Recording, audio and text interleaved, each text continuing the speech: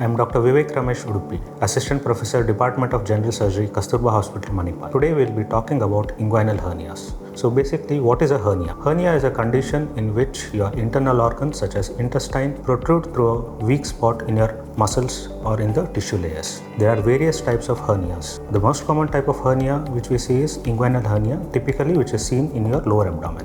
It's more common in males. It can be unilateral, that is on one side, or it can be bilateral, that is on the both sides. Patients generally present with swelling in the lower abdomen, the size of which increases on straining and doing any strenuous work and reduces on taking rest. Generally, it is associated with mild dragging type of pain. These conditions are not immediately life-threatening, but if left neglected or not treated, over a period of time, they can increase in size and cause more discomfort. On rare occasions, they can undergo a complication called as strangulation, where that part of the intestine which is outside in the hernia loses its blood supply and undergoes a change called as gangrene, which mandates emergency surgery. So early diagnosis and prompt treatment of hernia is of paramount importance. What causes hernias? What are the risk factors associated?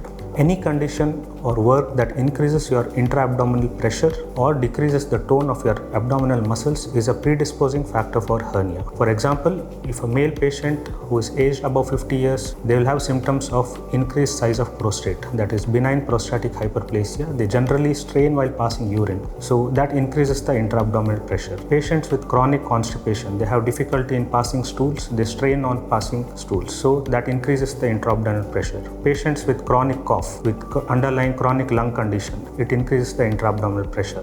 Lifting heavy weights or their work involves lifting heavy weights, doing strenuous work, it's a risk factor. Smoking is a risk factor. Obesity, similarly, is also a risk factor. A small subset of patients will have congenital hernias. That means they are born with a defect in the abdominal wall. So those hernias are called as congenital hernias. So once you have any of these symptoms, you'll consult a surgeon where we do certain clinical investigations to confirm the diagnosis and certain imaging or radiological investigations to further work up and plan the further course of action. Coming to treatment, it's very clear there is only surgery. The definitive management of hernia is surgery. There is no scope for medical management or medicines to reduce the hernia. Before planning surgery, we try to address all the risk factors that are there. If the patient has prostate issues, if the patient has chronic cough or lung issues, or if the patient has constipation, that has to be addressed. Smoking cessation is advised. Then we plan for the surgery. The standard procedure we do for hernia repair is called as hernioplasty, where we push back the contents from the abdomen, stitch the defect, and put a prosthesis called as mesh to reinforce the defect so that it doesn't recur in the future.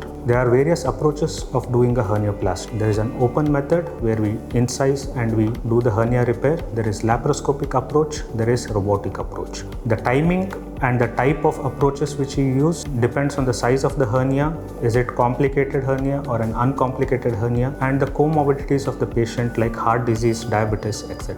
In conclusion, inguinal hernias, though might sound alarming, with right treatment, patient recover completely and lead normal lives. So if you have any of these symptoms, kindly consult your surgeon for further advice on treatment. Thank you.